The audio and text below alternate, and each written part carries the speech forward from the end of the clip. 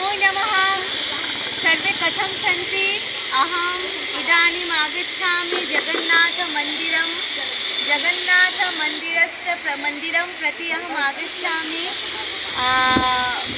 इदानीं मुखात् किमपि न निश्चरति, केवलम् इच्छा भवति हरे कृष्ण कृष्ण कृष्ण हरे हरे, हरे राम राम राम हरे हरे, हरे कृष्ण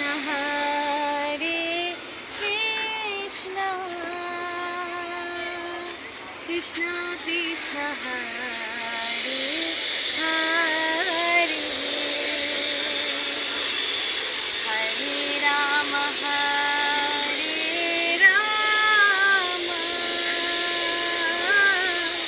राम राम हरे हरे।